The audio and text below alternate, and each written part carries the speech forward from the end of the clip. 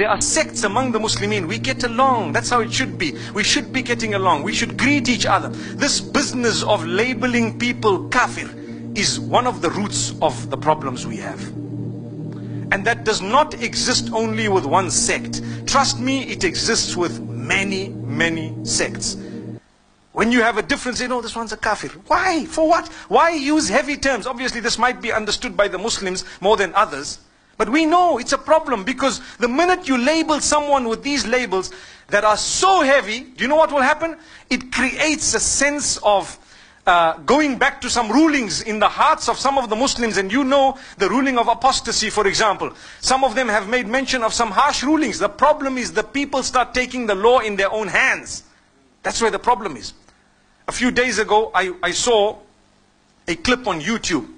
There is a singer called Junaid, Jamshid. I don't know if you heard that name. What happened to him is, he's a Pakistani. In one of his talks, he was a singer.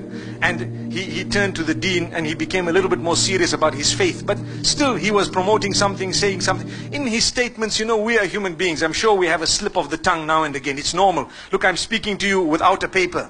So it's definitely possible. In fact, I would have slipped up here and there, either linguistically, I might have said one or two things, I may not have finished what I started and so on. It's normal. Human beings, that's what we are. Someone picked something and said, this man is blasphemous against Aisha radiallahu anha. The man apologized and he did it publicly and he put it up on all forums. But 2 days ago, he landed at the airport in Lahore and a group of Muslims with big beards, they started beating him up.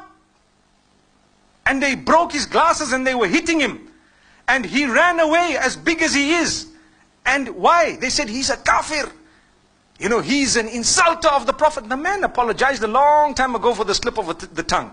It was a statement that he made. He said something about Aisha radiallahu anha, whatever it was. And he acknowledged, look, it was a mistake. I read a narration. It was a false narration, whatever it was.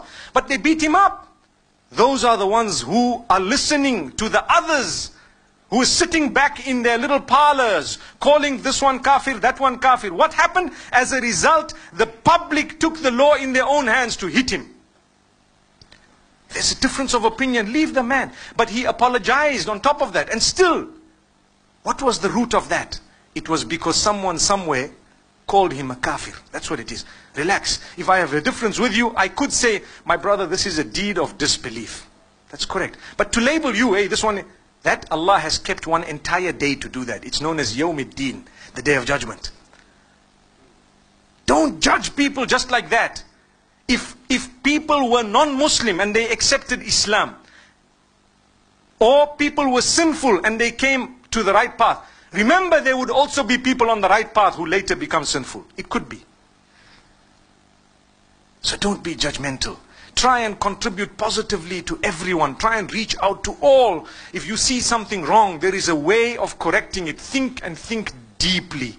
Not just shallow. Think very deep. People are generally good. But the devil comes to us and makes us love gossip and start up a problem. And we get excitement when we see people fighting. Yeah, you see, it's gone there and it's there. For what?